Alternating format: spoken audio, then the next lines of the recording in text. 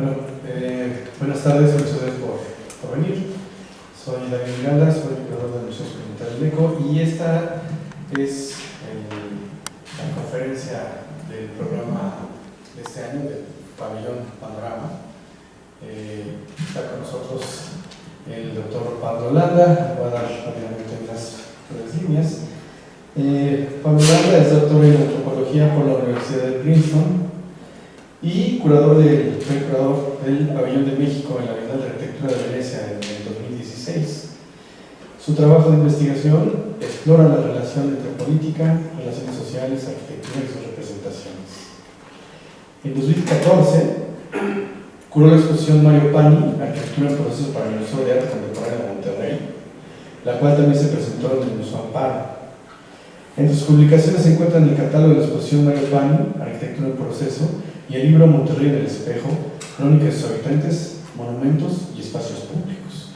El día de hoy nos va a presentar la Conferencia de Arquitectura Popular del Noreste, y a mí me gustaría que pudiéramos aprovechar para, una vez que termine sus planteamientos, poder tener un diálogo, ya que aquí con Mauricio y todo el grupo y los demás asistentes pues, tienen mucho interés en común con este tema, ¿no?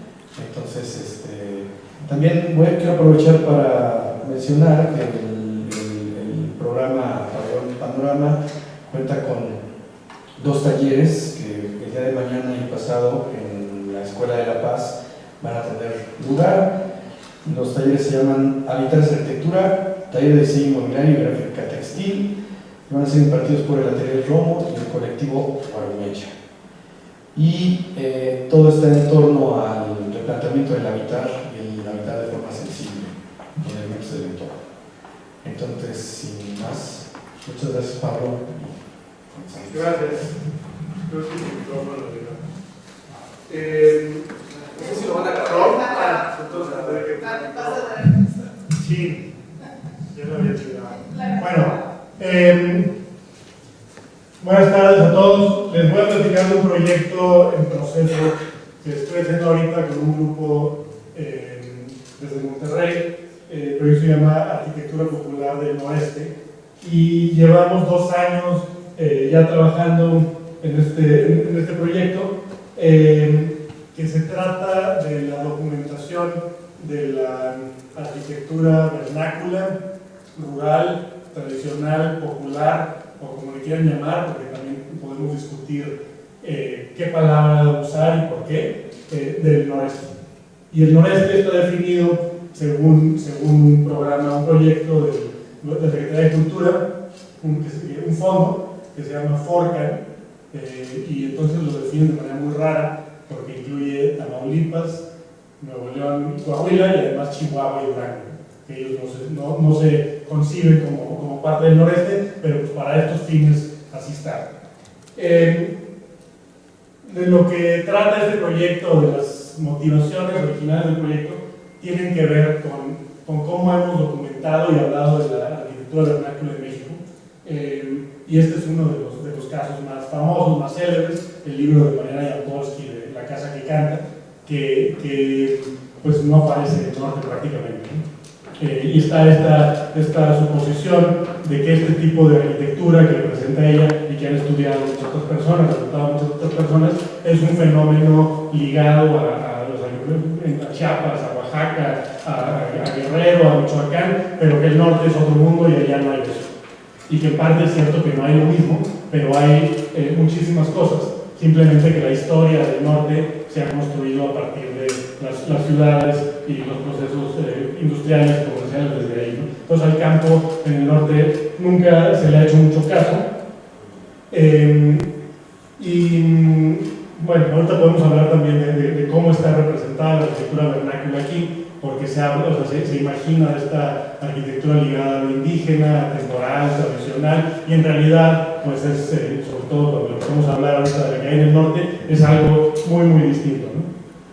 Entonces, lo que pasó es que formamos un grupo. Yo estoy haciendo este proyecto con un geógrafo que se llama Camilo Contreras, yo soy antropólogo, y empezamos a formar grupos de trabajo en los que invitamos a fotógrafos y a arquitectos y hacemos expediciones pues como las de antes, de de ir a ver qué encontramos y ir documentando el camino y a partir de eso empezar a ver qué es lo que podemos decir. Entonces empezamos a encontrar este tipo de cosas, que antes escogí unas fotos muy arquitectónicas para que vean, por ejemplo, cómo Max Cheto no tiene ni la primera ni la última palabra, sino la banda de Ejido el Gallito, pues sabe qué onda con la construcción en piedra. O esta otra en Vallecillo, que los que saben construir, los que saben hablar de piedra, es la banda de Vallecillo.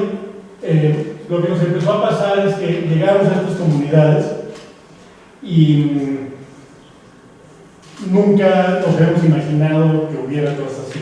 O sea, esto es en el sur de Nuevo León, en un municipio que se llama Mier y Noriega, que ahorita les voy a platicar un poco más. Pero empezamos a llegar a estos lugares y empezamos a encontrar estas cosas de piedra caliche cortada con hacha y con unos procesos todavía muy vivos de este tipo de construcciones que luego había en lugares en la Sierra de Querétaro, por ejemplo, o en Puebla, pero aquí la hipercomunicación y la gran densidad que hay en estas zonas los ha hecho transformarse de manera que acá siguen muy vivos estos procesos. Y entonces empezamos a ver esto, empezamos a encontrar mil cosas, y lo que decidimos es que más allá de tratar de construir un gran argumento de qué es lo que está pasando con la arquitectura tradicional, popular, vernácula, etcétera, en el norte de México, es empezar por mostrar qué es lo que hay. Empezar a ir a estos lugares y entender qué es lo que está pasando, qué es lo que hay, documentarlo, y después, en vez de generar un gran libro así para poner en la mesa de la sala y digan, qué bonitas fotos, estamos haciendo un archivo. Y este archivo, la idea es que va a estar disponible a través de la Fototeca de Nuevo León, en línea, porque no es un archivo digital, tiene ahí muchos temas de archivística muy interesantes, que si alguien quiere eso podemos platicar, pero la idea es que cualquier persona que quiera acceder a esta información va a poder buscarla, va a poder utilizarla, ¿no? Y van a estar las fotografías y las entrevistas que hemos hecho, y los dibujos que hemos hecho de las casas, y toda la documentación, incluso parte de las notas que hemos tomado en estos viajes, y hasta el momento, después de año y medio de trabajo, los municipios en rojo es lo que hemos visitado. Como pueden ver, está un poco cargado a Nuevo León y Coahuila, porque vivo en Monterrey, entonces está más fácil llegar ahí, ir en un fin de semana, y de pronto para ir a Chihuahua, pues hay que nos hemos ido en carro y manejar un mundo, pero a muchos lugares también hemos empezado a regresar, ¿no? Y ahorita les platico un poco qué ha pasado. Una de las primeras expediciones que hicimos fue esta del sur de Nuevo León. Bajamos hasta Mier y Noriega, que es un municipio muy chico al medio sur de Nuevo León, y no teníamos idea que nos íbamos a llegar al día de la Feria del Pueblo.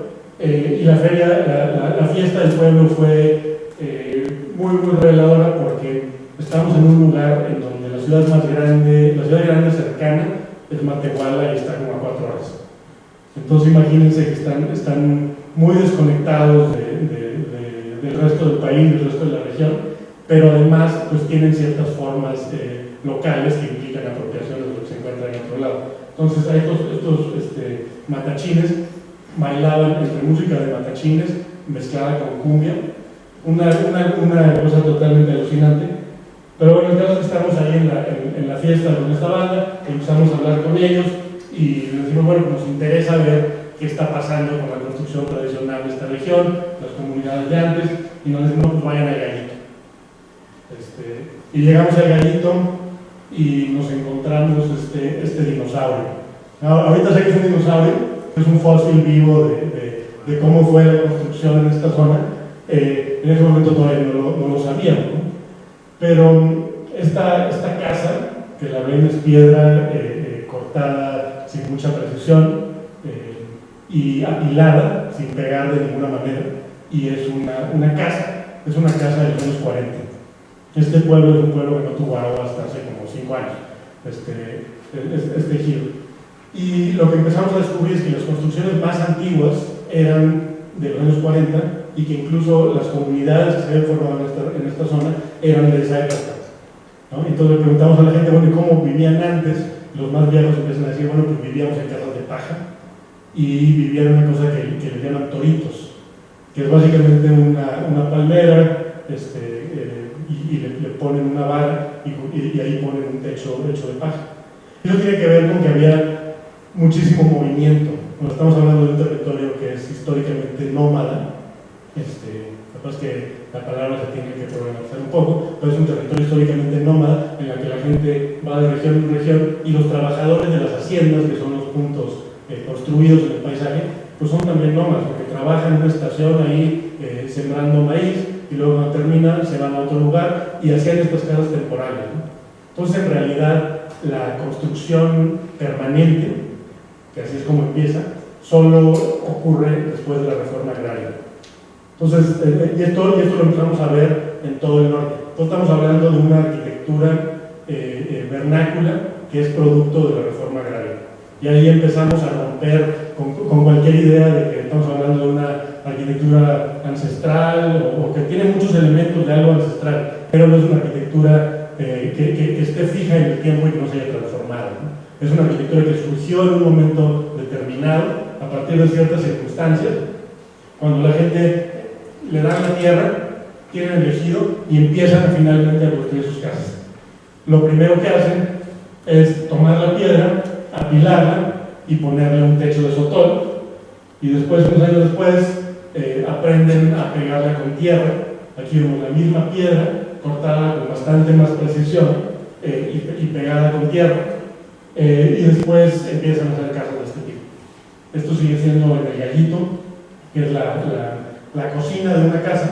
Originalmente era toda la casa, ¿no? O sea, ahí estaban todos los usos de la casa y eventualmente construyen un espacio distinto y se transforma el programa y esto se convierte en cocina. Y este patrón ocurre en todos lados. Ahí vemos al señor de la casa que les dije, nos interesa mucho ver su casa, señor, déjenos pasar. Y va, yo le quiero tirar porque está bien vieja, está bien fregada. Y entonces empezamos a hablar de cosas viejas y sacó ese guardia y decía, mira también que antes lo usábamos para sacar el aguamiel, entonces ya empezó a sacar todos sus objetos antiguos, ¿no? Y aquí ven ya una casa con techo de sotol, que era toda la casa, y ahora es cocina, y luego los dormitorios construidos juntos en el momento que se empieza a definir la relación entre el espacio construido y programa, ¿no? Es esa misma casa, y el sotol es ese mismo que se toma, es ese, que cuando se toma se hace como un mezcal, que le cortan eso y lo fermentan, y por lo demás van cortando las ramas, ahí se ven todavía cortadas, y con eso se hacen el techo, ¿no?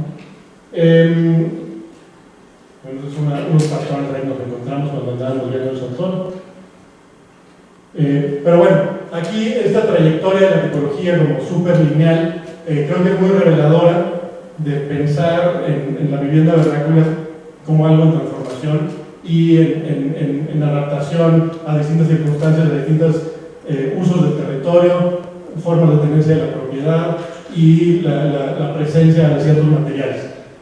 Este caso es similar, esto es en el norte de Nuevo León, un pueblo que se llama Vallecillo, y aquí este sí es un pueblo de origen colonial que tiene estas grandes canteras alrededor, y las pocas personas que viven en el pueblo siguen viviendo de estas canteras. En el norte se habla de piedra de Vallecillo, que llega de Monterrey a Laredo, a Saltillo, a toda la región con ese nombre. Y aquí lo interesante es que ese sí es un pueblo que se ha estudiado mucho, se ha fotografiado mucho, se ha difundido mucho, y pareciera que tiene una tipología muy estable, ¿no? Porque la mayoría de las casas son así. Tienen una fachada con dos puertas, así tal cual, y luego del lado tienen una tercera puerta, un techo con una ligera inclinación hacia atrás de un agua, y está siempre en la esquina del solar, ¿no? O sea, es el terreno donde tienen las cabras, es un lugar de que no crecen nada porque está en medio del desierto, pero tienen cabras atrás en el terreno, y así están todas las casas. Entonces, bueno, se ha escrito, se ha hablado de este pueblo como quizás aquí está el origen de toda nuestra arquitectura regional, y en otros pueblos es muy similar, ¿no? Y resulta que a la hora que empecé a meter el archivo, en los años 50 todas las casas de Vallecillo eran así. todas tenían 2 aguas y todas tenían, y de pronto en Vallecillo, después de ver esa foto del archivo, cuando regresé, empecé a ver que todavía había muchísimas casas de 2 aguas, ¿no? Y entonces ahí empezamos a hablar una vez más de cómo se empieza a definir el programa, ¿no? De que construyen la casa más vieja, la convierten en cocina y construyen dormitorios, pero también tiene que ver con la transformación de los materiales y la disponibilidad de materiales. Las casas de 2 aguas se construyen porque son más fáciles de construir. O sea, es más fácil encontrar una vara que mide 2 metros que una que mide 4. ¿No? Es más sencillo y más económico. Entonces, en vez de tener una vara así, tienes 2 así. Y luego, cuando los materiales del techo son orgánicos, pues tiene que tener la mayor inclinación posible, porque si hace un charco se te mete el agua. Pero si está suficientemente inclinado, no se te mete el agua. Entonces, en estos lugares, cuando empezó a llegar madera de otras regiones, cuando se empezaron a instalar aserraderos y de pronto ya había vigas grandes, o cuando llega el cemento, de pronto todo el mundo empieza a cambiar sus casas de 2 aguas en casas de 1 agua. Y vemos muchas casas que en la pared lateral tienen así las 2 aguas y luego ya las levantaron, ¿no? O sea, todavía se guarda la memoria de dónde estaban las 2 aguas. Y esto es en la región citrícola, es una región muy grande entre Nuevo León y Tamaulipas. Ahí sí, porque ahí sí históricamente llovía mucho, ahora ya no tanto. Se mantienen estas casas de 2 aguas, ¿no? Y estas sí pueden ser más similares a lo que quizás han visto por acá con el bajareque. En realidad ellos no le llaman bajareque, le llaman una casa de palos o tejabán, pero ahí se persiste, ¿no? Esto es en Tamaulipas ya, con uno que acaba de hacer el techo, era el maestro de la escuela y con afán preservacionista decidió que iba a hacer el techo como antes para enseñarle a todo el mundo. Yo estaba muy contento de que lo fuéramos a ver. Voy a hablar de muchas cosas porque es un proyecto muy vasto, entonces voy tocando ciertos temas, ciertas regiones, de las que después podemos hablar más si quieren, ¿no? Pero aquí estamos entrando ya a una región muy muy distinta, en la que nunca hubo techos de 2 aguas y en la que lo que están viendo ahí es una sola casa. Esto es una rancho, una localidad en Saltillo, en el municipio de Saltillo, que es muy grande, hacia Zacatecas, que se llama Presa de los Muchachos, también surgida con la reforma agraria, y ahí lo que hacen históricamente es construir un cuarto y después anexar otro cuarto y hacer estos grandes volúmenes lineales. Esta es una de las casas, cambia el color porque de pronto se mueren los papás y se cae en la casa 2 hijos, entonces uno se cae de un lado y se cae del otro, y a uno le gustó el naranja y a uno le gustó el azul. Estos han mantenido la casa toda azul. Entonces estamos hablando vean la proporción de la camioneta que está ahí y vean el tamaño de la casa. Es un tren. Esta es esa misma casa vista desde arriba y pueden empezar a ver cómo han ido cambiando los techos y han ido pegando baños, porque los baños son recientes en toda esta región, porque como me dijo una señora una vez, antes no se procuraban, ahora ya se procuran, entonces ya están pegados ahí a la casa y rompen un poco con el tren, pero se sigue viendo ahí. Esa es otra casa ahí mismo, y ahí pueden ver cómo la parte del frente tiene nada, o sea, no se ve nada, en realidad simplemente hay unas sillas, es una área de estar, y la parte de atrás es donde están todos los usos de la casa, ¿no? O sea, está la rastrojera, que es la gavilla primero, que es donde se pone el maíz recién cortado, la rastrojera donde se pone cuando ya le quitaron el maíz, el gallinero, un puerco ahí amarrado, y ahí están todos los usos de la vida diaria de la familia. Entonces aquí se divide la vivienda no solo en los espacios interiores, sino también lo que pasa adelante y atrás. Al frente está la parte social, la fachada principal, y hacia atrás están todos estos usos de alimentos y animales. Esa es otra casa también ya dividida en 2. No tienen pasillos internos, entonces todos los cuartos son cerrados, no tienen ventanas, y la fachada posterior nunca tiene ventana, solamente la fachada del frente. Es un caso de una que no han extendido tanto, ya en otra comunidad un poco más al norte, en General Cepeda, y estos son el tipo de interiores, ¿no? Que aquí se puede ver. Aquí sí hay una ventana atrás, pero por lo general es solamente la puerta de enfrente, ¿no? Este es el dinosaurio en este caso, que estábamos en la sierra de Arteaga, ahí cerca de Saltillo también, y nos encontramos esta casa que nos decían que era la más antigua de la región y que tiene un volumen y luego otro volumen con otros colores de adobe porque se puso después, ¿no? Y con sus, esta es la que estaba en el póster, son los interiores de esa casa. Un cuarto, recámara y una cocina. Entonces, bueno,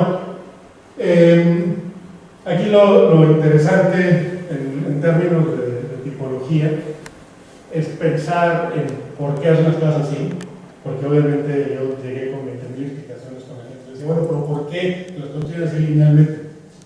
Y la respuesta por lo general es porque así las construimos. Que es lo mismo que si yo les pregunto, ¿por qué ustedes saludan con la mano derecha? Porque así aprendí, ¿no? Porque es una práctica convencional que reproducimos una y otra vez y se convierte ya en una práctica que no cuestionamos y que no necesariamente tiene un origen muy racional, ¿no? Tiene un origen convencional. En el primer pueblo, en ese de los muchachos, resulta que la fachada norte siempre es la fachada cerrada y la fachada sur es la que está abierta, todas tienen la misma orientación. Entonces ahí hay unos nortes, ahí es una zona muy fría, viene el viento y la casa corta el viento, ¿no? Y entonces en la parte del frente, en la parte social, nota el viento. Y pues me pareció una super explicación que yo hice midiendo las casas y no sé qué, y a la hora que le dije a la gente me dijeron, pues no es el caso, ¿no? O sea, lo hacemos así porque así lo hacemos. Y luego esta casa en esta zona, en la sierra, la gente no tenía la misma orientación las casas, pero todas tenían la fachada frontal hacia el camino. Y lo que me empezaron a decir es que estaban en una especie de cañón y las hacían así para que no levantara el viento a los techos. Pero pues, esa, como la otra explicación, es una de miles, ¿no?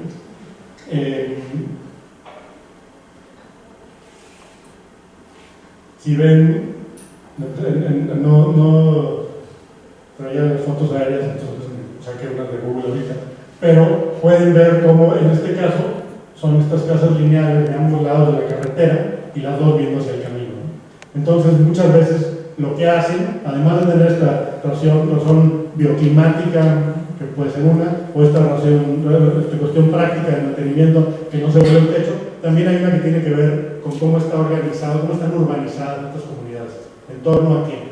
Entonces muchas veces tienes estas líneas de casas continuas como un tren y luego tienes el camino al frente, o luego primero que nada se llama Hedionda Chica, entonces también los nombres van a la pena.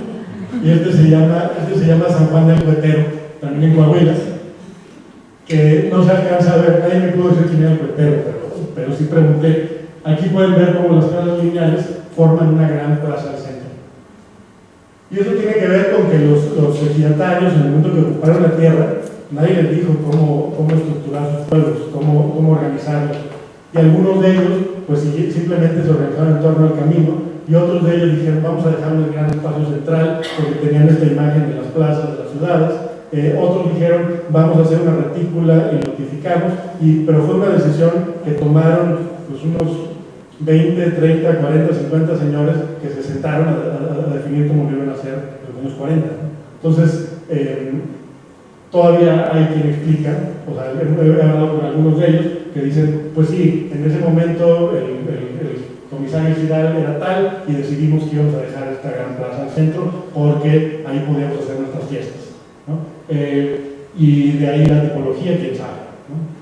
Puede ser también que la tipología tenga que ver con esto, estos grandes trenes.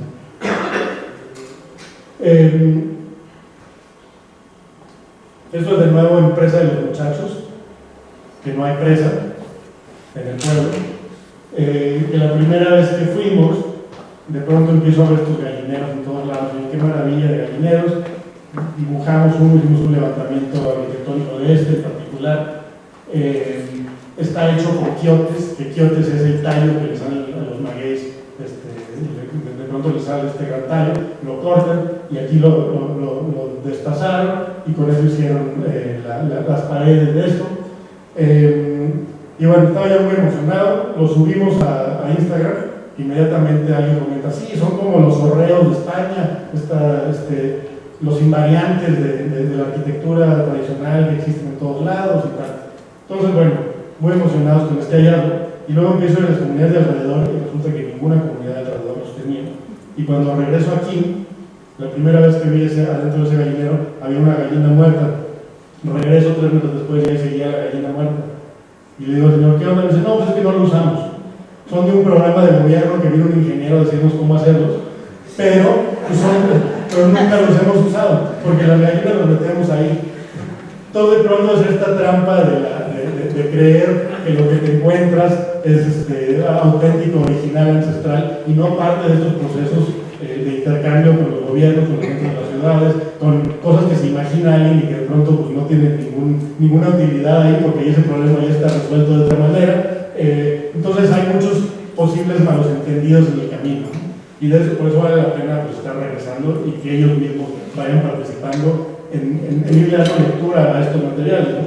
Pero ahí tenemos el dibujo, un levantamiento así muy sofisticado para hacer creer al mundo que es un asunto tradicional. Un poco algo similar ocurrió, bueno, con este caso, que es un pueblo en el sur de Nuevo León también, se llama Sandia, que estábamos en un pueblo más grande que se llama La Chona, y preguntamos, bueno, ¿dónde hacen buen adobe aquí? Entonces nos mandaron a Sandia, es un pueblo que tendrá 500 habitantes, y vamos preguntando, y de pronto llegamos a una barranca increíble en la que está esto. Y esto es una pequeña vista, pues era gigantesca la cantidad de adobe que había ahí y toda la tierra que había sacado, ¿no? Porque todo eso es de extracción de adobe. Y pues bueno, obviamente los fotógrafos se dieron bueno, porque tienen unas vistas increíbles. Y luego, eventualmente, conocimos a este señor, don Sergio Hernández, que es el dueño de esta barranca de adobe, como le llaman ahí.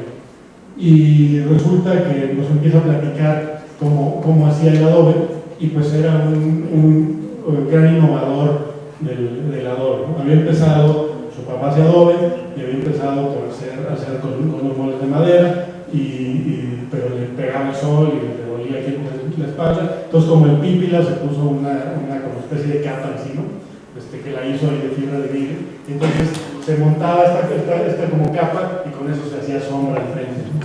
Y después los moldes de madera dijeron, no, está muy pesado este molde, entonces hizo uno de acero, se cortaba las manos.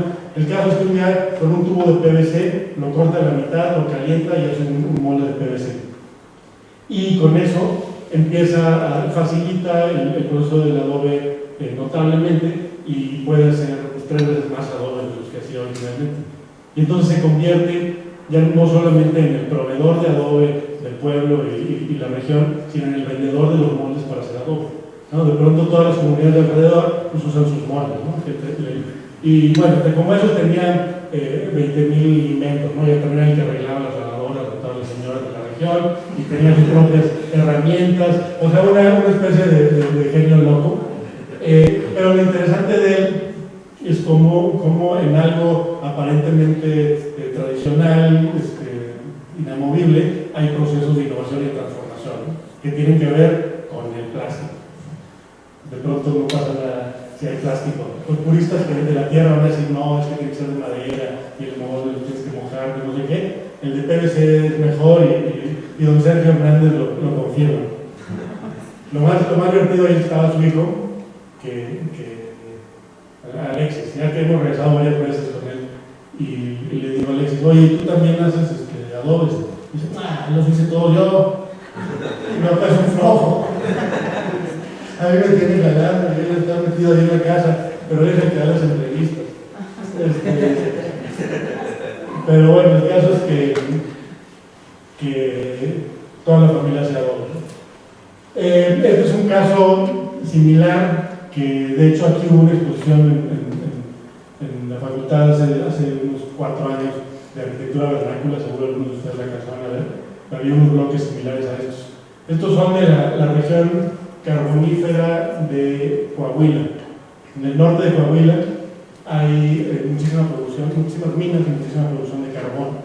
Entonces hay unos agujeros en la tierra gigantes y sacan el carbón y lo queman para nada más preservar el mineral que tiene como mayor propiedad calorífica, o sea, lo que más sirve para quemar algo, ¿no? Se usa para generar electricidad, para activar máquinas similares. Y entonces eso genera un residuo, una ceniza, y esa ceniza en los años 60 empezaron a mezclarla con cal y empezaron a hacer bloques de calceniza que les dan.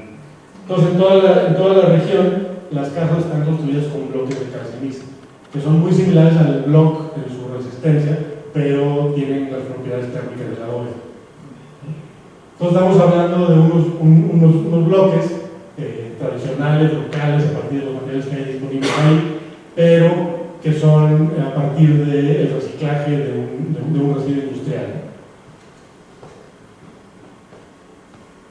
También hay historias que son al revés, que no tienen tanto que ver con la innovación, sino con la persistencia de ciertas cosas. Y esta en particular todavía no la acabo de desarrollar, pero les voy a platicar un poco de qué va. Esto es en La Chona, este pueblo en el sur de Nuevo León, que bueno, en realidad se llama Encarnación, pero todo el mundo dice La Chona. Lo que sucede en La Chona, además de que hay un muy buen mezcal que se llama choneño, es que todas las casas tienen 2 colores, todas están pintadas así.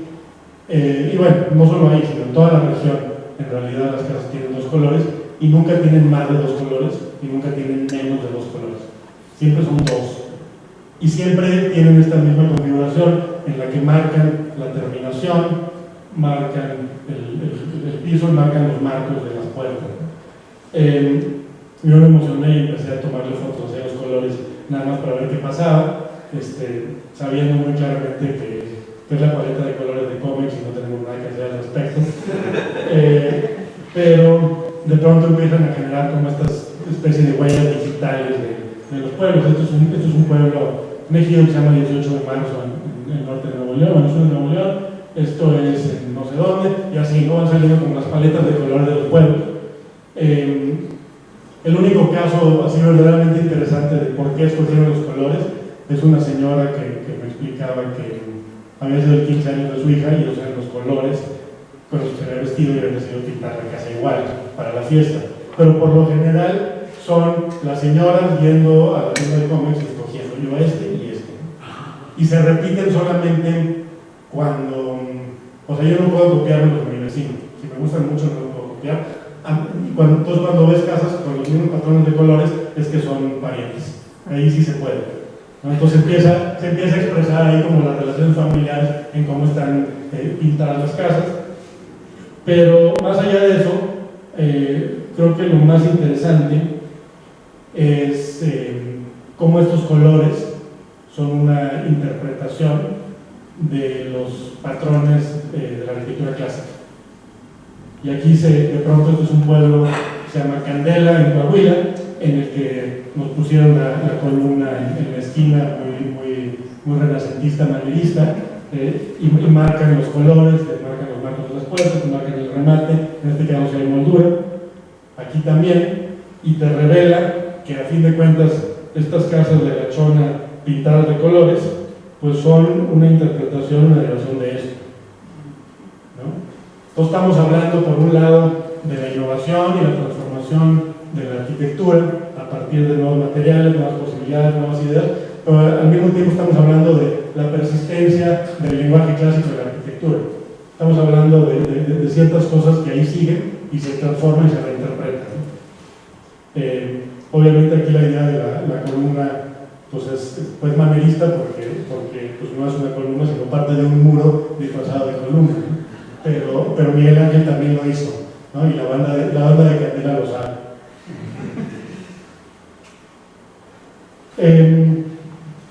¿Ya están un poco mareados o no tanto?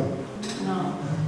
Que les digo que está un poco por todos lados, porque no quiero armar una sola narrativa, sino contar muchas narrativas de las que podamos ir perseverando, ¿no? O sea, la intención del proyecto es facilitar que haya otros proyectos, dar como materias primas, fuentes primarias, para que la gente sepa que exista esto y pueda haber más. Esto es en la Sierra de Nuevo León, entre las Rayones y Galeana, y aquí lo interesante es que está lleno de casas de este tipo. En algunos lugares son graneros, en otros lugares son habitaciones, en otros lugares son cocinas, pero aquí esta construcción solamente fue posible una vez que en época de Lázaro Cárdenas empezaron a construir aserraderos en los ejidos, y ellos mismos empezaron a manejarla, a poder tener acceso a madera de esta escala, ¿no? Este es donde se encuentran los morillos que le llaman la mosca. Pero bueno, eso fue lo que fue posible por los aserraderos de los años 30. Después tenemos aserraderos mucho más recientes. Esto es en Durango, en la Sierra de Durango, allá camino a Sinaloa, que de pronto hay grandes ejidos que se dedican a la explotación forestal, y la mayoría de los pueblos son a partir de los años 60. Entonces estamos viendo que estos se instalan estos aserraderos, hacen posibles estas comunidades, y en vez de hablar de morillos, pues ahora tenemos tablones, ¿no? Mucho más económico y mucho más sencillo. Y parte de lo que les quiero contar aquí es esto del aserradero, pero también hacer una reflexión sobre el tipo de representación que estamos haciendo y por qué. Entonces estas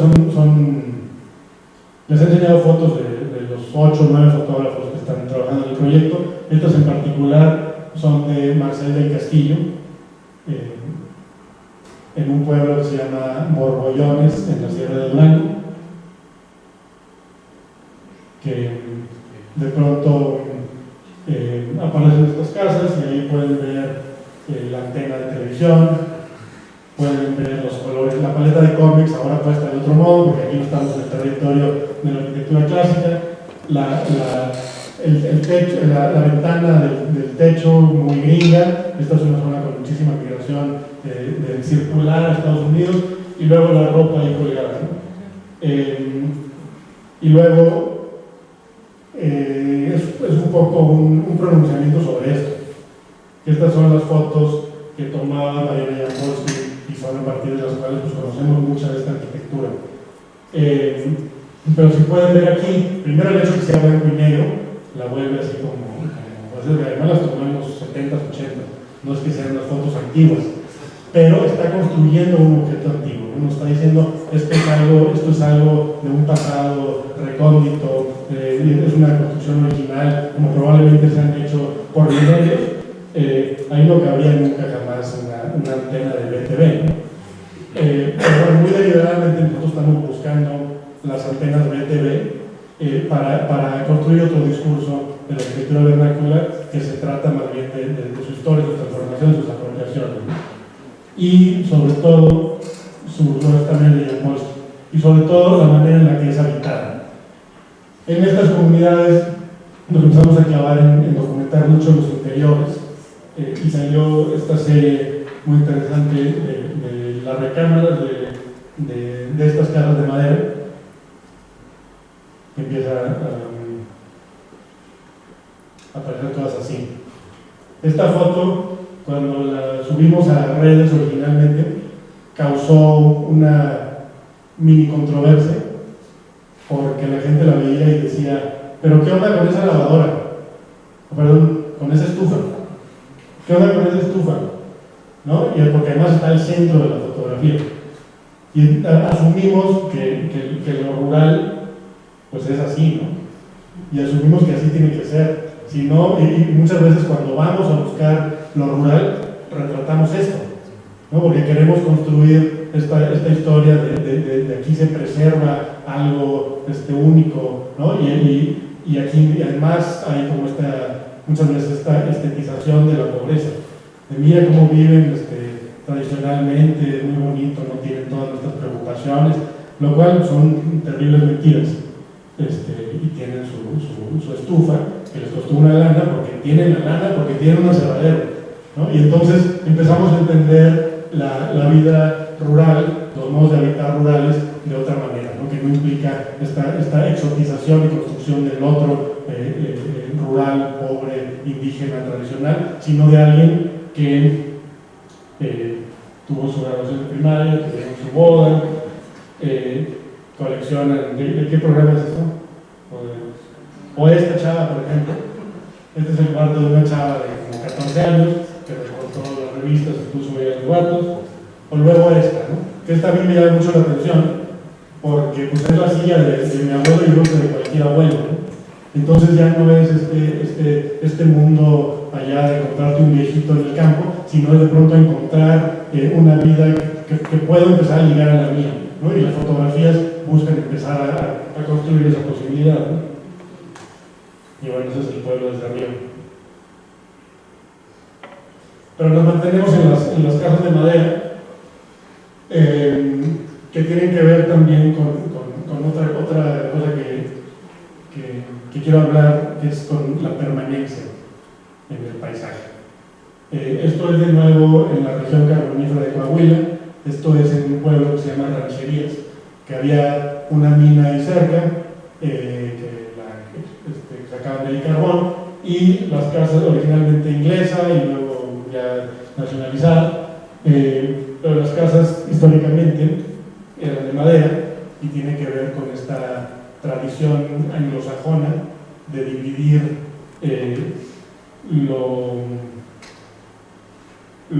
permanente, lo institucional en piedra y la vivienda en madera con la idea de que es algo temporal, móvil, transformable, ¿no? Estas casas las acaban de tutar, se había organizado todo el pueblo para arreglarlas, pues son las mismas casas de los años 50 que han estado ahí. Y luego estamos con el cronista del pueblo y nos dice, bueno, les voy a enseñar la casa en la que yo crecí.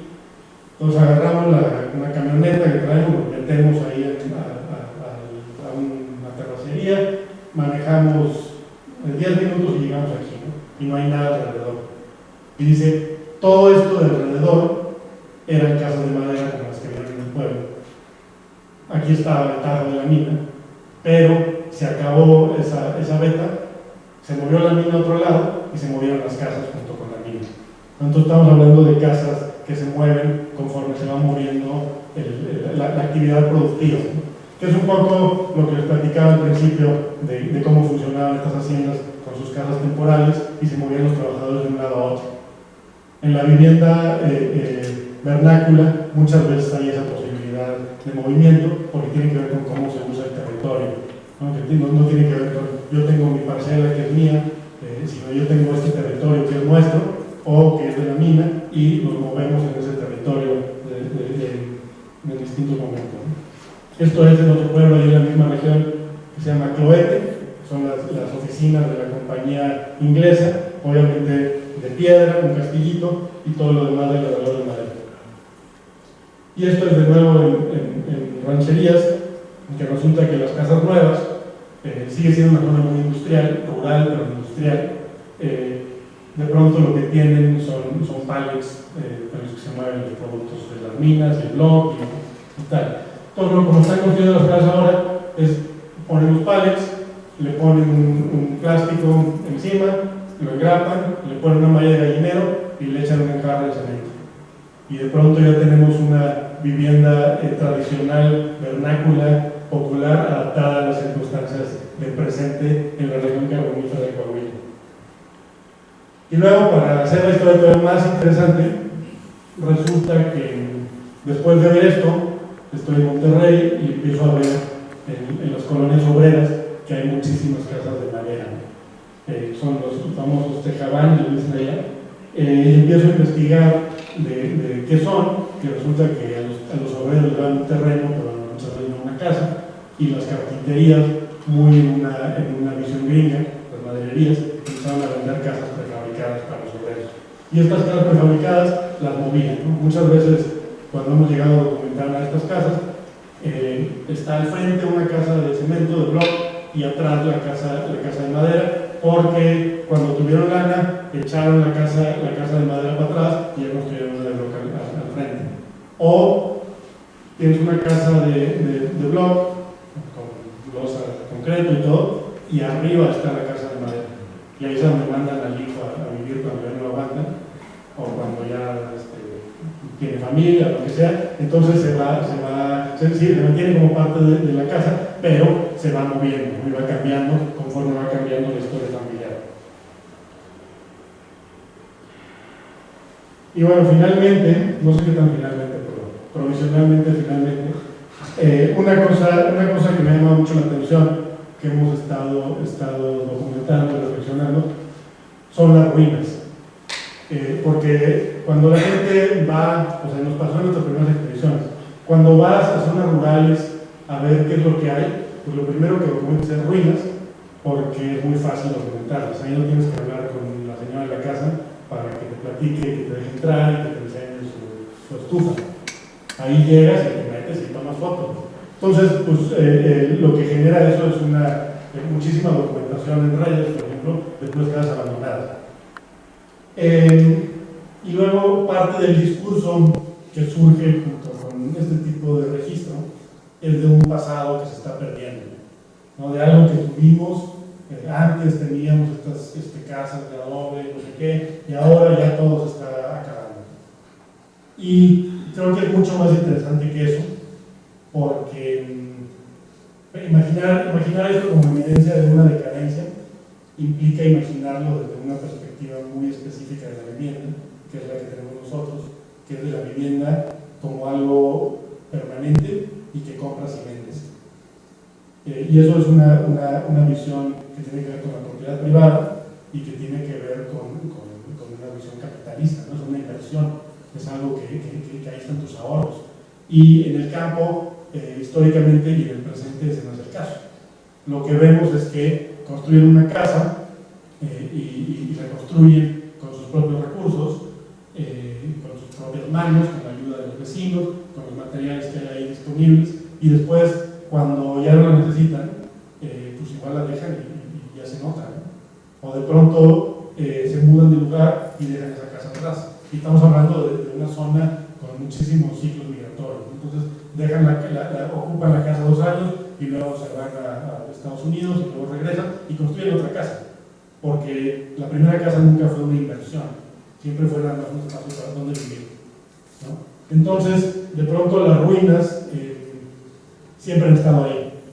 No es que de pronto estén ahí y ahora nos digan como un mundo que está en decadencia y desapareciendo, sino es algo que siempre ha formado parte del paisaje rural.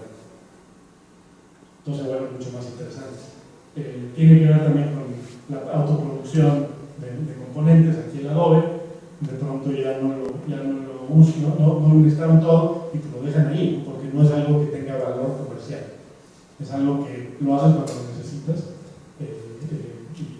y si te queda, pues ahí lo dejas.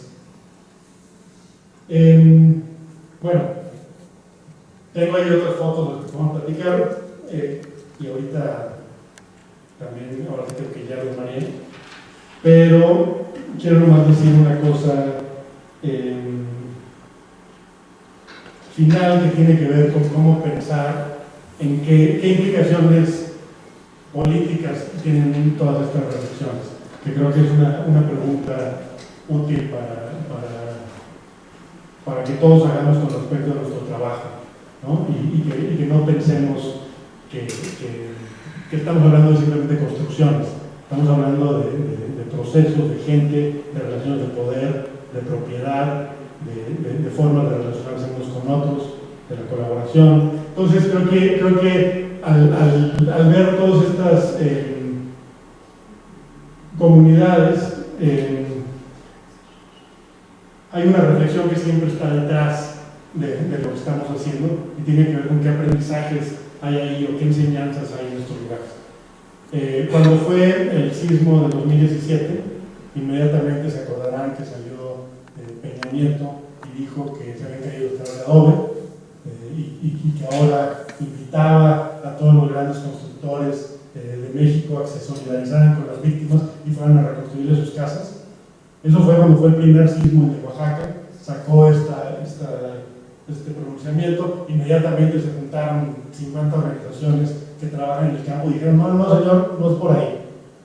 Pero lo que estaba haciendo ahí el presidente muy conscientemente, y lo creo, o sea, es una de las teorías de la conspiración en las que sí llegó a creer, es en la medida que eliminas los procesos locales de construcción y los materiales locales, también estás eliminando los sistemas de autogestión. Porque construir implica trabajar con tu vecino, implica usar lo que tienes, repartir lo que tienes y lo que tienes disponible, solucionar tus problemas locales.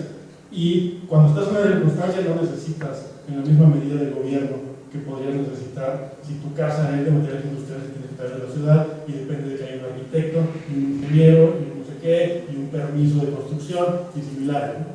Entonces lo que hace esto es va derruyendo la llegada de estos sistemas de construcción, las grandes compañías y los grandes materiales industriales. Lo que hacen es que van derruyendo estas formas de relacionarse y trabajar juntos de las comunidades y las hacen mucho más débiles para cuando quieran meter ahí una termoeléctrica, una carretera, no sé qué. Entonces, de pronto, todas estas formas de construcción son también formas de organización social que tienen un gran potencial político y que lo han tenido durante años y años. Cuando se hicieron estos ejidos, pues era una apuesta a su autogestión. En muchos casos fracasaron, pero en otros casos esos ejidos siguen en pie de lucha en la defensa de su territorio y en la explotación del territorio. Está esta visión que popularizaron después de la reforma del artículo 2792, creo que fue, que dijeron que los ejidos ya se podían vender.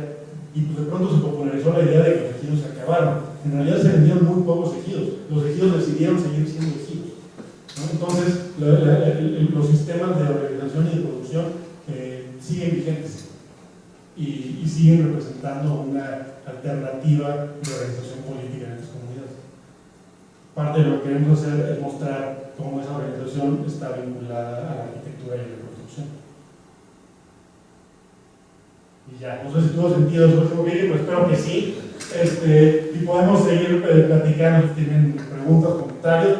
No le entré a todas las regiones, no le entré a todos los materiales, a todas las tipologías, porque es vastísimo, pero la idea es que pues podamos seguir hablando de estos temas y que después ustedes puedan consultar el archivo. Mientras tanto, lo que estamos haciendo con el archivo, no mientras tanto, como parte del archivo, como parte del proyecto, estamos haciendo mucho trabajo en redes. Entonces en Instagram tenemos una cuenta, en Facebook tenemos una cuenta, la de Instagram la siguen estudiantes de arquitectura, la de Facebook la sigue la gente de las comunidades, y tanto estudiantes como gente de las comunidades nos manda información. De pronto de su comunidad algo descubren a partir de lo que vieron que se parece y nos mandan una foto. Entonces estamos también capturando toda esa información para hacer el archivo lo más amplio posible y que tenga el mayor número de voces posible. Preguntas y respuestas. Bueno, por un lado, me detendí un poco en esa visión colonial como arquitecto, ¿no?, que tenemos, ¿no?, de ver la cuestión vernácula. Y te quería preguntar algo, Pablo, en función de lo que acabas de comentar. ¿Crees que sí fue intencional? En algunos pueblos se observa ese, no abandono, pero sustitución de organización, de gestión de unos sistemas constructivos vernáculos por otros sistemas constructivos convencionales, ¿no?, mucho más industrializados. Yo también tengo esa teoría que hubo sí una intención detrás de los gobiernos de cada pueblo para que muy rápido, ¿no?, quizás se hiciera ese cambio. Porque un ejemplo es Tepoztlán, por ejemplo, es muy criticado, pero es curioso cómo en los pueblos altos, en las partes altas de Tepoztlán, algunas casas persisten, pero uno pensaría, bueno, fue natural que ellos hicieron ese cambio, o también fue promovido, ¿no?, desde otras esferas estatales, y parece muy sutil, pero uno no quiere ser nostálgico, pero se nota el abandono literal, ¿no?, de un sistema por otro, y no parece natural, pues, ¿no?, que la gente haya podido decidir quizás por sí misma, sino parece que también fue una cuestión más bien coercitiva, ¿no? Sí, la nostalgia hay que erradicarla de todo esto y ver esto y entenderlo en los términos que lo entiende la gente de las comunidades. Y también con un ojo muy crítico a lo que se hace desde gobierno y desde la arquitectura, ¿no? O sea, porque por un lado está lo del sismo, Por otro lado, en un grado de mucho mayor perversión, está lo que empezó a hacer, lo que trató, que está tratando de hacer Infonavit en zonas rurales. Que de pronto una vivienda como estas que les enseñé, que la produce la misma persona que la habita, y que no hay intercambios de dinero en ningún proceso, en ningún momento, el Infonavit las quiere convertir en viviendas que se venden en créditos a 30 años, ¿no? Y eso implica convertir a estas personas que tienen sistemas de autogestión económicas, políticas, sociales, en sujetos del mercado, según los términos que quiere establecer el gobierno, ¿no? Y los arquitectos, que a muchos de ustedes han visto y han venido aquí y los ven, los siguen en Instagram, fueron cómplices de eso, porque dijeron, qué bonito hacer una vivienda rural, entonces vamos a participar con Infonavit en promover una vivienda, en diseñar una vivienda rural que yo diseño, paso los fines de semana en Tepoztlán, entonces sé cómo son o cómo deben ser, y invento una tipología, y después, a través de esa tipología, se busca convertir a la gente en sujetos de crédito. Lo que vio Infonavit fue que hay dinero de remesas. Y entonces, a través de las remesas, pueden empezar a capitalizar nuestro fondo de vivienda, ¿no? Pero pues implica destruir, no la vivienda, o sea, que esté en el muro de adobe o no, está igual, los procesos de autogestión de las comunidades, ¿no? Y de pronto incorporarlas a una lógica de mercado que es muy, muy perversa. Ya fracasó en las ciudades, en el campo peor, ¿no? Donde hay sistemas de autoproducción vigentes, como vieron aquí. Entonces sí hay un proceso deliberado del gobierno y de muchas industrias que les encanta eso. A mí una vez me querían, una compañía cementera, me querían presumir sus proyectos de arquitectura social, entonces me querían llevar a un pueblo donde estaban sustituyendo las casas de adobe con casas de bloc, y ese era su programa social, lo cual convierte a las personas de ese pueblo en clientes de la compañía, ¿no? Entonces de pronto pues es para su propia ganancia bajo una lógica de programa social.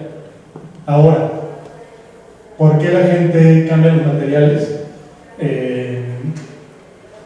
¿Por qué de pronto dejan de hacer adobes o sillar o majareque y empiezan a construir en bloc?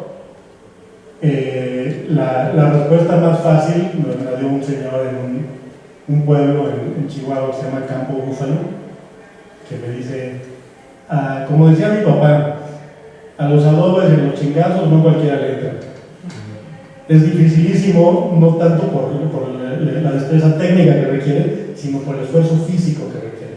O sea, es un trabajo muy, muy arduo, muy lento, y levantas un muro de bloque en 2 minutos y uno de adobe en una semana.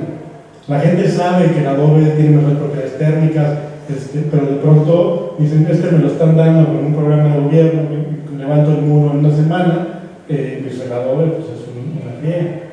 Entonces sí hay una decisión ahí muy racional por parte de ellos al abandonar estos materiales. A mí me parece muy interesante que al escuchar todo esto, en la cuestión de la organización social, de saberes compartidos, ¿no? Se vuelve como lo más importante, justo la figura del arquitecto, pues no juega como en ese territorio, sobre todo, ¿no? Ahora que lo pones en un caso muy específico, en programas de gobierno, en cómo eso interviene, pues realmente, no sé, me interesa pensar si es algo que desde la comunidad de pronto, ¿sabes? Surgen personajes que se identifican como quienes pueden tener una aportación desde ese lugar con una lógica tal vez de arquitectos de tal o cual comunidad, o si realmente es más una cuestión meramente técnica de saberes, de adaptabilidad, ¿no? Como la presentas, porque creo que sí hay una gran brecha entre esos programas y el llegar, ¿no? A querer implantar un esquema y otro que se puede ir generando ahí mismo y que es además una lógica bien distinta a la de esta profesionalización de la arquitectura, ¿no? Sí, sobre estos personajes, el señor Sergio creo que es claro, o sea, es un ejemplo perfecto de eso. El que hacía los adobes estos en Sandia con el molde de PVC. Sandia es un pueblo bastante rico porque hace unos 10 años instalaron unos invernaderos para sembrar jitomates. Y luego la comunidad, los ejidatarios se lograron organizar para ellos quedarse con los invernaderos en vez de que los manejara gente de fuera. Es un caso ahí excepcional y lo pelearon como locos, iban ahí al gobierno del estado y lograron ahí como sumar voluntades para quedarse ellos con los invernaderos. Entonces tienen mucha lana, todos construyen en adobe. Para encontrar una casa de cemento en esa casa, en ese pueblo, imposible, porque tienen su producción local, tienen al señor que hace súper buen adobe, al que conocen, y a él contratan para que les construya sus casas. Entonces de pronto sí existen estos personajes. Su relación con el gobierno pues es obviamente antagónica, ¿no? O sea, el papel del gobierno en yo les explico por qué, pero no es nada relacionado con la arquitectura, pero el papel del gobierno en el mejor de los casos es darle espacios a personajes como ellos o reconocer cuando ya hay un proceso así y potenciarlo, ¿no? La única relación de don Sergio con el gobierno es que fueron de Lina, porque encuentran muchos fósiles cuando está escarbando y se lo robaron. O sea, él estaba construyendo una casa y estaban ahí la delegada de Lina hablando con su esposa y quién sabe qué, agarró las cosas y se las llevó porque eran de la nación. Entonces, pues obviamente es un entendimiento del Estado patético que no entiende que pues, si tiene 3 muelas de mamut en su casa no pasa nada, ¿no? Y que al contrario deberían de respetar y darle su lugar a don Sergio, ¿no? Pero bueno, sí, se dan casos, pero las estructuras de gobierno pues, no están ahí para impulsarlos.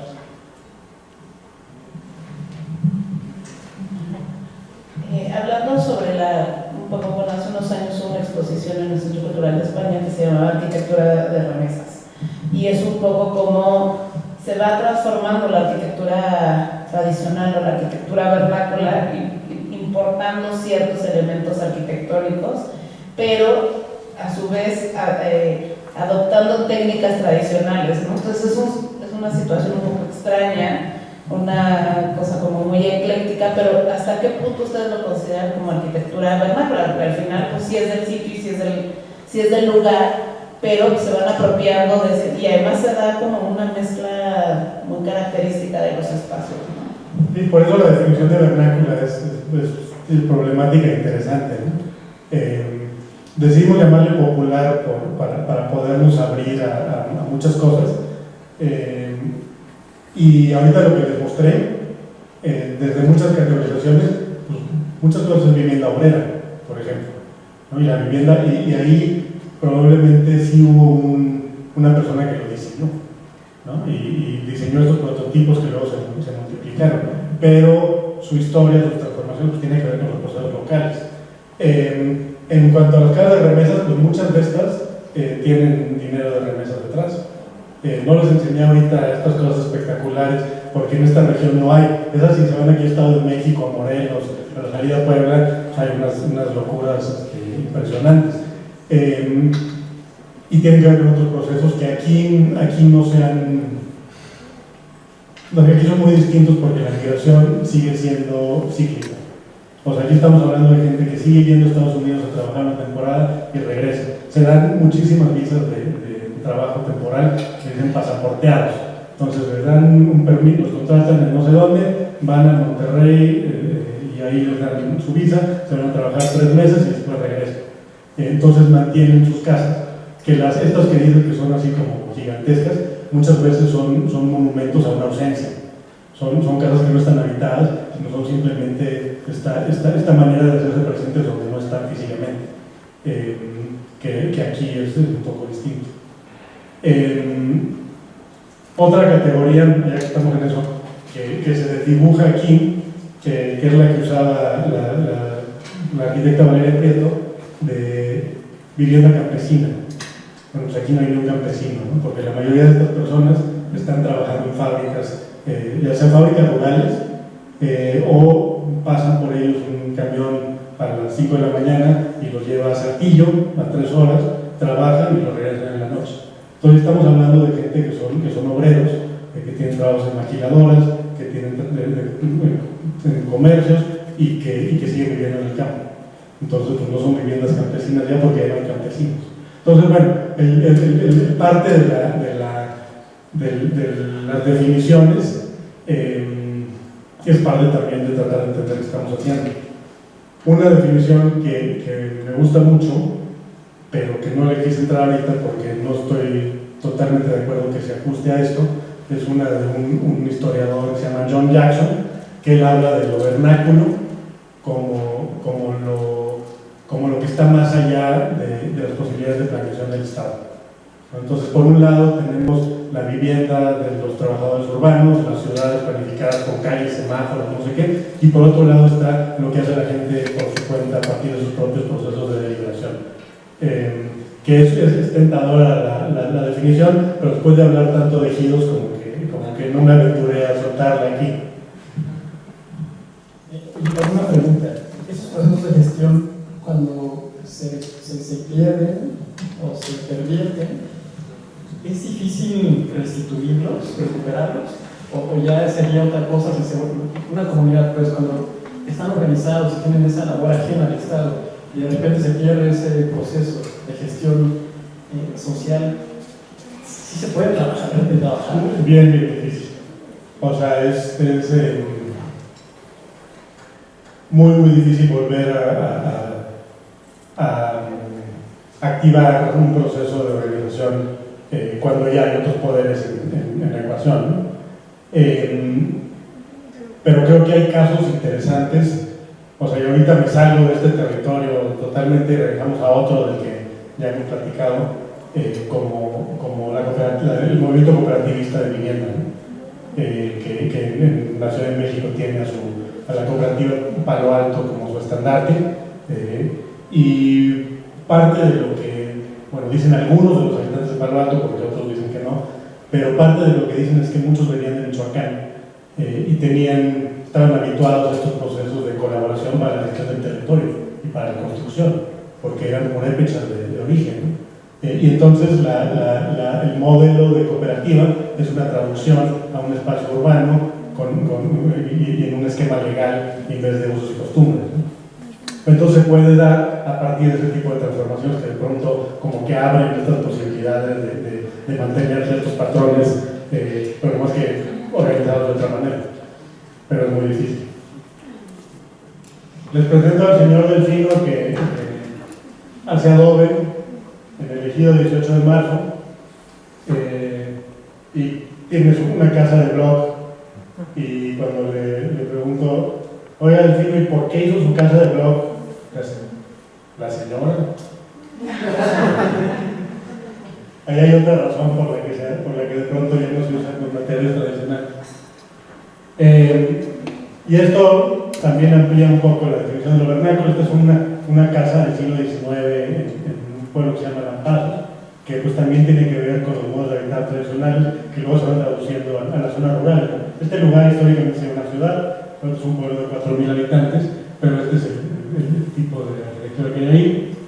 Y otra cosa de la que no hablé, pero también podríamos hablar otra de las líneas, es la presencia de las instituciones del Estado, que en este caso son las escuelas, y son las escuelas cardenistas, y que nos encontramos estas escuelas, o sea, de estas sí, cada vez que nos encontramos una hacemos un levantamiento completo, porque sí son pues, arquitecturas clave para entender el movimiento moderno incluso, ¿no? Y de pronto están en comunidades con 3 casas en medio de la nada. Está en un lugar que se llama Las Placetas, que son 7 casas, de las cuales 2 están habitadas. Y ya, obviamente, ya no es escuela, ahora es un lugar donde guardan borregos, pero en otros casos sí están en uso, y son escuelas que construía la misma comunidad.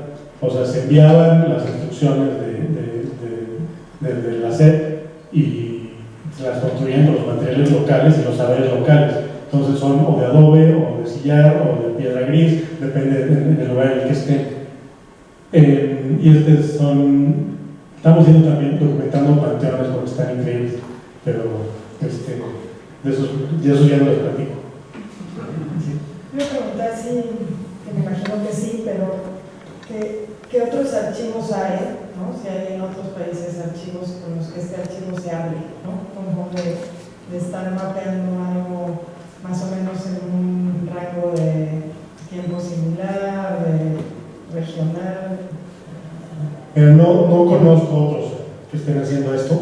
Este archivo va a ser, espero, muy disruptivo en el territorio de los archivos.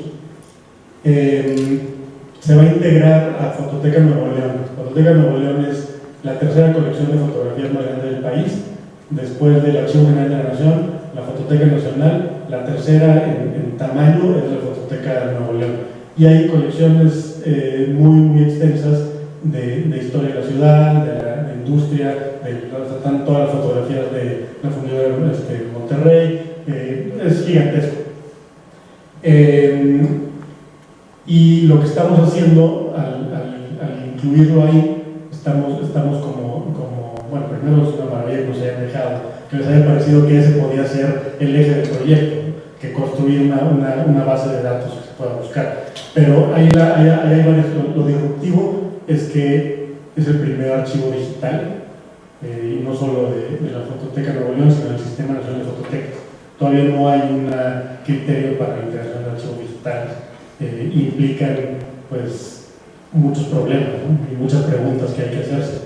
Y después es un archivo que estamos produciendo como archivo. Entonces es un archivo que se produce y no se adquiere. Lo que hacen los archivos normalmente, como el de aquí de la facultad, es hay un arquitecto que tiene sus documentos y se integra, ¿no? Y se mantiene su lógica de cómo están organizados, porque pues, ahí hay significado. Aquí no existe una lógica de cómo está organizado, entonces hay que empezar por producir esa lógica. Entonces la idea es que sea una lógica lo más amplia posible, que pueda integrar el mayor número de ediciones posible. Entonces por eso estamos integrando tantos fotógrafos, por eso estamos invitando a fotógrafos, hicimos un concurso abierto para que más fotógrafos se integraran, con un muy buen premio y llegaron cosas muy buenas. Y de pronto empezamos también a subir materiales a redes, en donde empiezan a haber estos diálogos, ¿no? Y queremos poder integrar esas conversaciones también a la lógica del archivo. Entonces, como archivo es una cosa muy extraña, también muy experimental, que está tratando como de romper un poco la idea de que es un archivo. El problema de los archivos digitales es que son muy difíciles de preservar. Un archivo de documentos del siglo XVI, pues ahí están los documentos, ¿no? Y con cierto control de temperatura y humedad ya no se pierde. Pero un archivo guardado en una computadora, pues a los 5 años ya es obsoleta y recuperarla implica tener cierto equipo. Entonces son súper vulnerables. Y parte de lo que estamos buscando es que se reproduzca por todos lados para que sobreviva y se despliegue en sus reproducciones, ¿no? Entonces ya entramos a otra lógica de lo que es un archivo, ya no es necesariamente preservar un original, sino abrir ciertas materiales y conversaciones en distintos espacios, ¿no? Pero que estaban construidos con esa lógica de origen.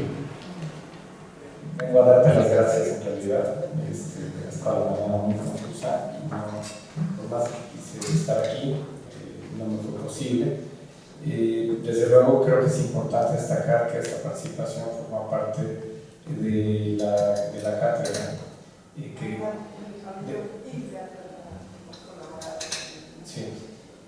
la cátedra Matías Gates, con la que colaboramos con el ECO y que forma parte de justo generar, como su nombre dice, panorama, experiencias que se puedan compartir con la comunidad y que puedan abrir, entre otras cosas, nuevas expectativas. Creo que lo último que mencionabas de cómo se concibe este archivo, o sea, no porque sea disruptivo, sino cómo se concibe el archivo en otras formas de acercamiento con la comunidad, que es lo que en realidad busca este espacio de colaboración, en realidad, que en torno a Gates, pero finalmente que es como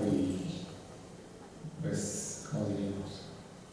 El pretexto, es el pretexto para realmente poder generar un programa universitario y para poder llevar a cabo una serie de actividades que nos permitan establecer diálogos fuera de la universidad, de la UNAM misma, pero también en diferentes zonas del país, ¿no? Y creo que el tema que tú has tratado, que tiene que ver con la arquitectura vernácula, ahora tenemos el gran dilema, ¿no? De si el nuevo vernáculo es lo que todo el mundo detestamos y que en realidad es la realidad del país. Porque siempre que hablamos de arquitectura vernácula vamos a buscar la casa de adobe, estas imágenes que podemos de alguna manera, incluso queremos detener el tiempo en acuarelas, en fotografías, en espacios que no se pierdan, en espacios que nos hablan de una identidad que, como tú mencionas, la identidad está en las personas y no necesariamente está en conservar esta arquitectura que nos ha caracterizado quizá también a nivel mundial y que nos obliga a seguirla conservando, ¿no? Y además estás en un área de Latinoamérica complicada, ¿no? Latinoamérica es un espacio de identidad complejo porque en realidad viene desde Hidalgo hasta la mitad de los Estados Unidos y todos estos espacios que se van articulando entre ellos y que van más allá de las fronteras políticas, más allá de los presidentes, más allá de las políticas exteriores, que tienen en realidad que ver con factores que originalmente fueron de inmigración y que ahora se convierten en relaciones con espacios de trabajo, ¿no? Ya no es ir persiguiendo al conejo, sino realmente pertenecer a un sitio de trabajo permanente y que tiene que ver también con la diversidad social, económica y sobre todo de educación de los conceptos de mano de obra y de las formas de habitar en un paisaje, bueno, en un ecosistema realmente agreste, ¿no? Para nosotros somos de climas templados, pues pensar en Monterrey o en Latinoamérica es pensar en algo fuera de la realidad para nosotros. Poquitos días tenemos por el cambio climático que tienen condiciones similares a las suyas y parece que nos estamos volviendo locos. Aquí estamos esperando que vamos a tener 40 grados para poder decir, ¡ay, estuvimos a 40 grados el día 30 de mayo! Y allá todos los días están a 40 grados, entonces pues, es parte, bueno, luego están a no sé cuántos grados. Entonces es una realidad que se escapa de quizá de nuestra interpretación de la relación entre el usuario, la arquitectura y estas formas de habitar y de identidad que tanto estamos buscando. Yo te quiero agradecer en nombre de la facultad que hayas aceptado venir. Te quiero agradecer también el abrir estas ventanas de oportunidad, estos espacios que podrían generar otras formas de mirar, de abrir el panorama y de establecer diálogos más allá de lo que las comunidades habitualmente hacemos. Y pues por supuesto el conocer tu trabajo de investigación que va enfocado a espacios que quizás desde aquí no los podemos ver con la misma naturalidad con la que los ves tú, y espacios de investigación que finalmente para nosotros tienen que ver en esta apertura de lo que entendemos como el mundo de la arquitectura y que va más allá de las fronteras físicas de los estados y todas estas pues, delimitaciones que nos hemos quizá impuestos. Entonces yo te lo quiero agradecer y te preparamos desde luego un reconocimiento.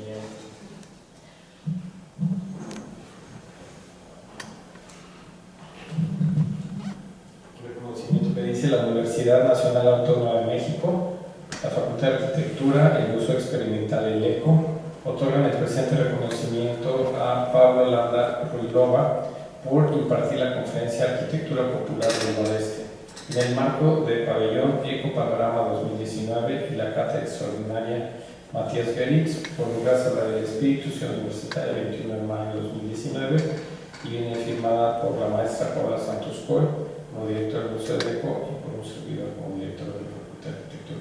Pablo, muchísimas gracias.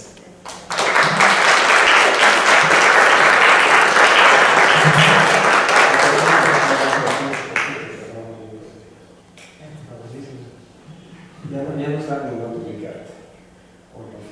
En los dos universos. ¿Por qué está tu universo? El último día estuvimos hablando del baile allá en el otro. Sí, por el primero corresponde a su universo original, pero ahora como tiene otros universos, bueno, el segundo puede ser útil para otros universos. Muchísimas gracias.